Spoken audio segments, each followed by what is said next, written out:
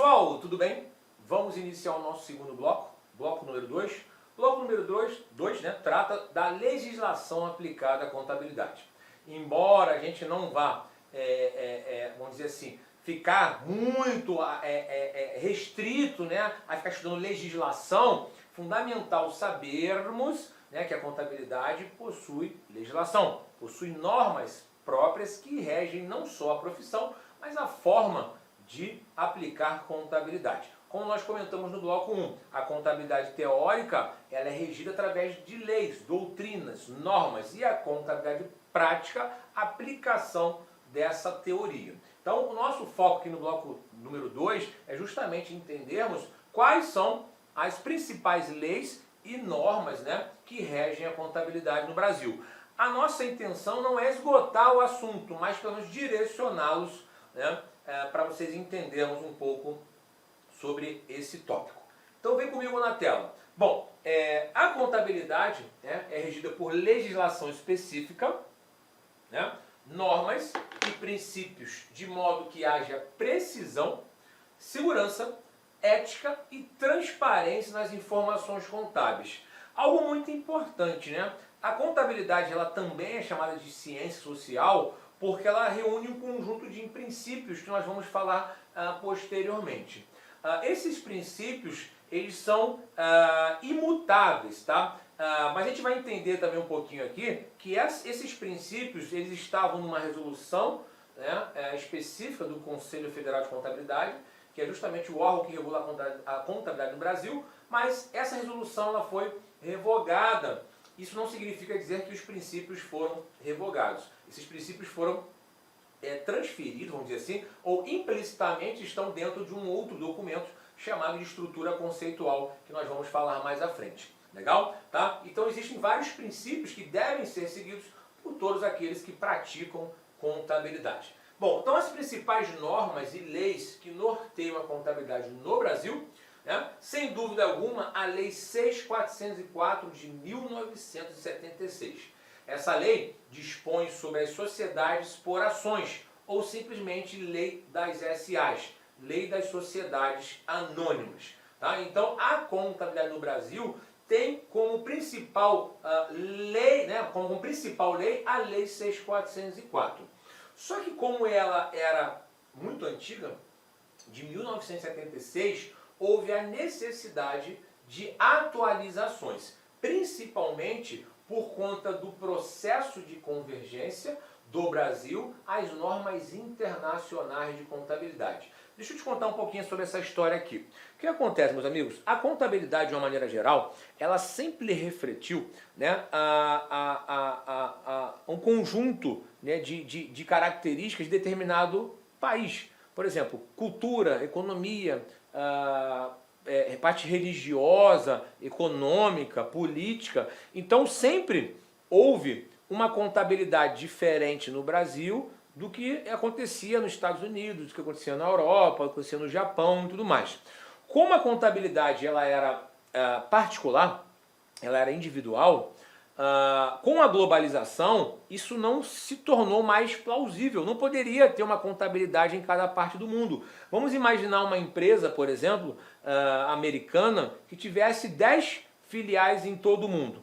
Uma no Brasil, uma no Japão, uma na Europa, uma na Austrália, enfim, uma no Azerbaijão. E todos esses países aplicaram, né, contabilidade própria, diferente. Como é que eu ia fazer essa consolidação? Ou seja, o que é na verdade verdadeiro?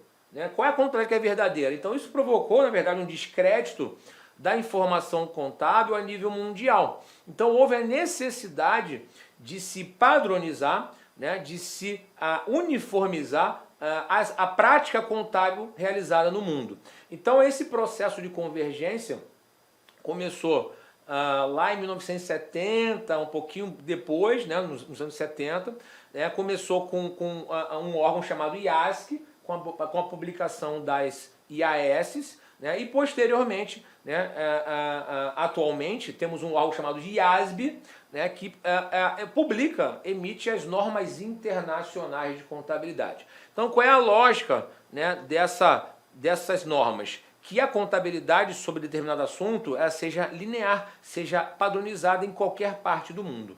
Ou seja, então, o mesmo país, né, que pratica aquela transação no Japão, eu vou reconhecer da mesma forma que no Brasil, que na Europa e tudo mais. Então as normas internacionais de contabilidade passaram a ser uma realidade. E o Brasil, né, iniciou esse processo de convergência das normas brasileiras às normas internacionais de contabilidade a partir das leis 11.638 de 2007 e 11.941 de 2009. Então essas leis alteraram e revogaram dispositivos da Lei 6.404. Então, algo muito importante, a Lei 6.404 existe? Com certeza, mas com diversas alterações provocadas por essas leis 11.638 e 11.941, que na verdade foram leis que passaram a adequar a Lei 6.404 às normas internacionais de contabilidade. Legal aqui? Então isso é muito importante. Então ocorreram várias alterações aqui que a gente vai falar daqui a pouquinho. Bom, aí algo muito importante para vocês, né, que nunca estudaram contabilidade e vocês começarem a ver o termo CPCs, não fiquem achando que se trata de direito. Não é o Código Processual Civil.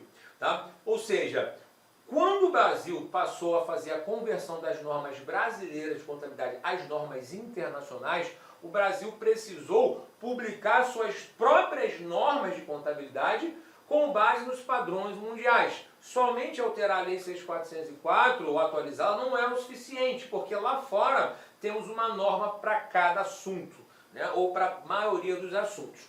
Então o primeiro passo é, o Brasil criou um comitê chamado de Comitê de Pronunciamentos Contábeis, né, onde diversos órgãos passaram a se reunir para interpretar as normas lá de fora e trazer uma tradução plausível aqui para o nosso país. Então, fazem parte desse CPC, né, que é o Comitê de Pronunciamentos Contábeis. Receita Federal, Banco Central, SUSEP, Conselho Federal de Contabilidade, né, a IBRACON, outros órgãos de entidade de classe. Né? Então, ou seja, com o passar do tempo, esse órgão começou a publicar os pronunciamentos contábeis, chamados de CPCs. Então vocês vão ver, fala muito sobre CPC na contabilidade geral e principalmente na avançada.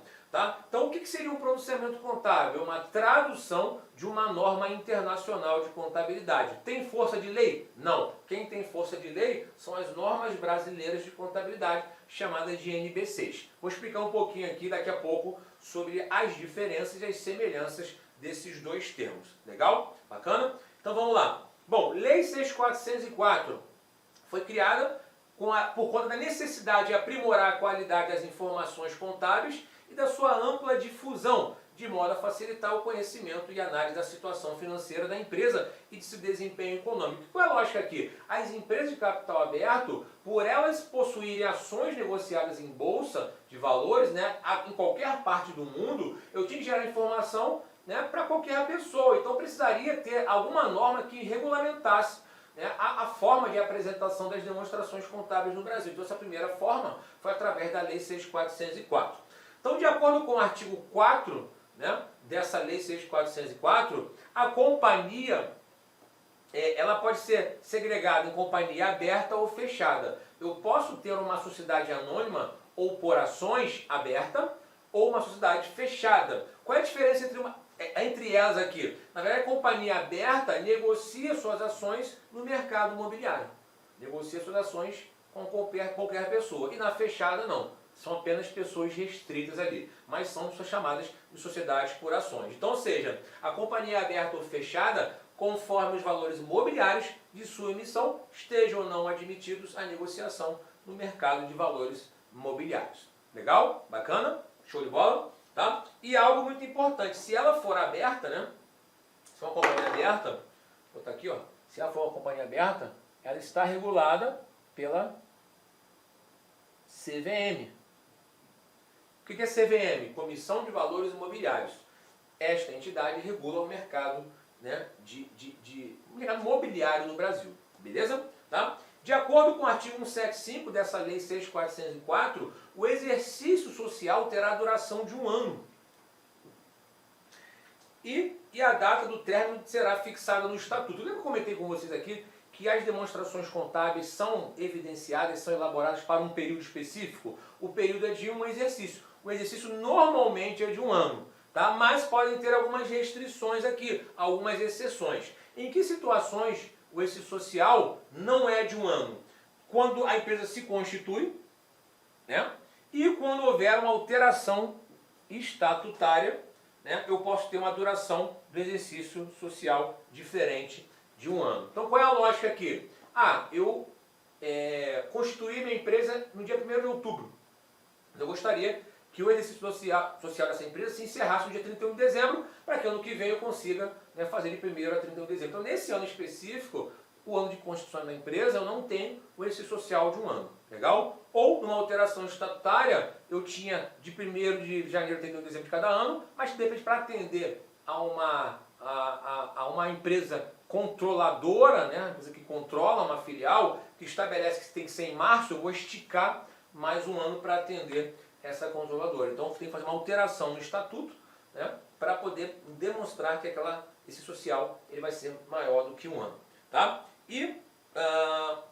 Só que no geral, né, normalmente as empresas coincidem o exercício social com o ano civil. O ano civil, ele obrigatoriamente vai de 1º de janeiro a 31 de dezembro. Então existe uma lei específica, a Lei 810 de 49, que obriga que o ano civil seja de 1º de dezembro a 1º de janeiro a 31 de dezembro, para fins tributários, para fins governamentais e tudo mais. Tá? Então a empresa ela pode ou não ter seu exercício coincidindo com o ano civil. Legal? Bacana? Bom, de acordo com o artigo 176 da Lei 6.404, ao final de cada exercício social, a diretoria fará elaborar com base na escrituração mercantil da empresa, a escrituração técnica contábil que nós falamos anteriormente, as seguintes demonstrações financeiras que deverão exprimir com clareza a situação do patrimônio da companhia e as mutações ocorridas no exercício. Então, o que isso quer dizer? Com base no artigo 176, a entidade precisa realizar a escrituração mercantil regular, uma técnica contábil, que nós vamos falar mais à frente sobre isso, e evidenciar, elaborar as seguintes demonstrações para fins de Lei 6.404. O balanço patrimonial, a gente chama aqui de BP, a demonstração dos lucros ou prejuízos acumulados, que a gente chama de DLPA, a demonstração do resultado do exercício, que nós chamamos de DRE, a demonstração dos fluxos de caixa.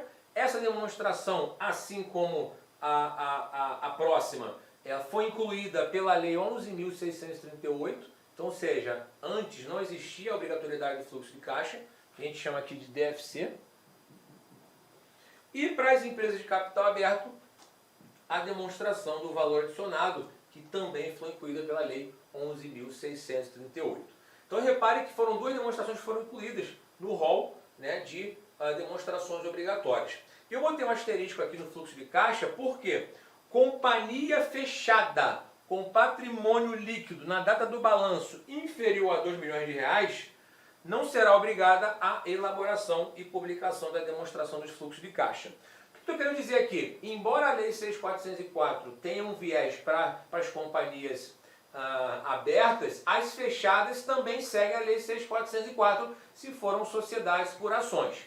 Tá? Se for uma sociedade por ações que tenha um PL superior a R$ 2 milhões, mesmo ela sendo fechada, mesmo ela não negociando suas ações em bolsa de valores, ela precisa publicar ou evidenciar a demonstração dos fluxos de caixa. Legal? Isso aqui vale tanto para a companhia fechada quanto para a aberta. Mas repare que a DVA, por exemplo, somente para a companhia aberta. E o fluxo de caixa, se for fechado, eu tenho uma possibilidade de não elaborar se houver meu PL inferior a R$ 2 milhões. Legal? Então, pela ótica da Lei 6.404, nós temos essas demonstrações aqui.